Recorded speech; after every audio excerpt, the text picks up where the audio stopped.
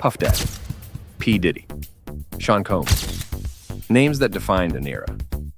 For decades, he was more than a musician. He was an architect of popular culture. The weather. But behind the facade of the untouchable mogul, a much darker story was being woven.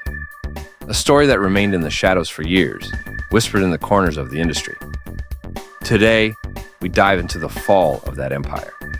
A scandal that exploded into public view, revealing allegations of systemic depravity. This is the story of the case against Sean Diddy Combs, a legal saga that culminated with the man who had everything being sentenced to prison. Chapter 1. The Rise of Diddy and the Early Rumors. To understand the magnitude of his fall, we have to go back to the beginning. To a young, ambitious producer from Harlem named Sean Combs, who, with unparalleled vision, founded Bad Boy Records and changed the sound of hip-hop forever. He wasn't just selling music, he was selling a lifestyle. But the success of Bad Boy was always shadowed by controversy. The tragic death of his star artist, the notorious B.I.G., and his own involvement in violent incidents like the 1999 nightclub shooting in New York already painted the picture of a man living on the edge of the law.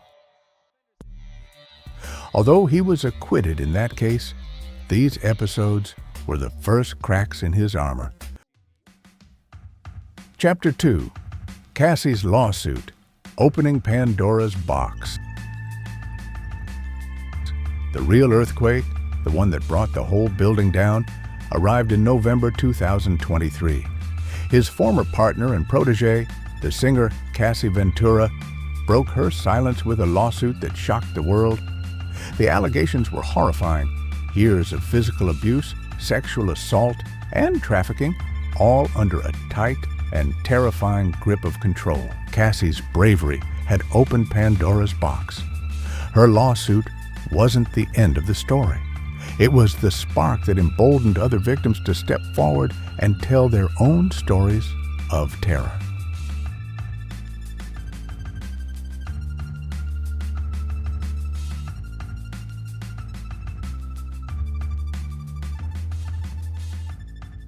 Chapter 3. The Wave of Lawsuits and Allegations.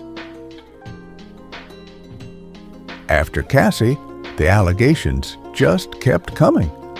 Producers like Rodney Lil Rod Jones and several other women filed lawsuits describing an alarmingly similar pattern of conduct. They spoke of drug-fueled days-long parties, of intimidation, and of an alleged system to recruit and abuse young people.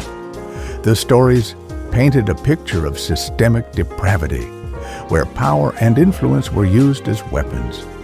The sheer volume of testimony was so overwhelming that it caught the attention of the highest levels of law enforcement. The response came in March 2024. In a coordinated operation, federal agents raided Diddy's mansions in Los Angeles and Miami.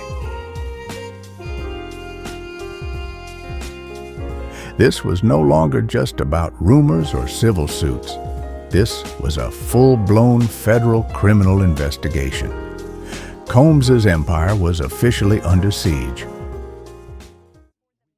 Chapter 4. The Trial and the Verdict. In May 2025, with the world watching, the criminal trial began. For weeks, the prosecution presented a case based on testimonies that detailed a lifestyle of excess and abuse, portraying Combs not as an artist, but as the leader of a criminal enterprise. The defense, meanwhile, argued that it was a witch hunt, an attempt to destroy a successful man with exaggerated stories from people seeking a payday. The contrast in the courtroom was absolute. Finally, in July, the jury delivered its verdict. It was a complex outcome that left many stunned. Sean Combs was found not guilty of the most serious charges, like sex trafficking and racketeering. However, he was found guilty on 2 lesser counts of transporting for the purpose of prostitution. It was a partial victory for the defense, but a conviction nonetheless. He had avoided a life sentence, but his freedom and his reputation hung in the balance, awaiting the final sentencing. Chapter 5: The Sentence and the Final Fall. The final chapter of this legal drama was written on October 3rd, 2025. Before the decision, the prosecution pushed for a harsh sentence, arguing that Combs remained a danger to the community. The defense countered by presenting a 12-minute video showcasing his philanthropic work and a letter from Diddy himself, describing himself as a reborn man, pleading for leniency. But the last-minute pleas were not enough. The judge delivered the final sentence. Sean Combs was sentenced to 4 years and 2 months, 50 months, in prison. The news hit like a bombshell. The man who had defined luxury and success for 3 decades was now a convicted felon. The fall was total and swift. His clothing line was pulled from stores, he stepped down from his Revolt TV media empire, and his name became synonymous with disgrace, reflection, and conclusion.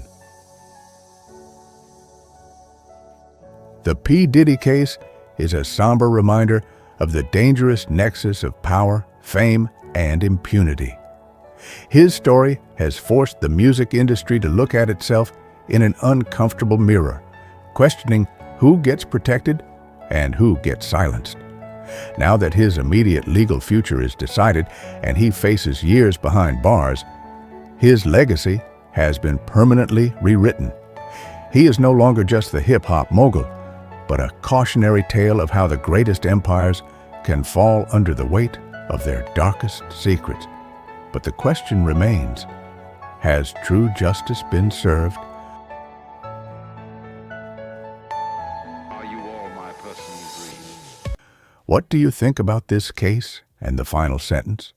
Leave your comments below and join the conversation. If you liked the video, don't forget to like and subscribe for more.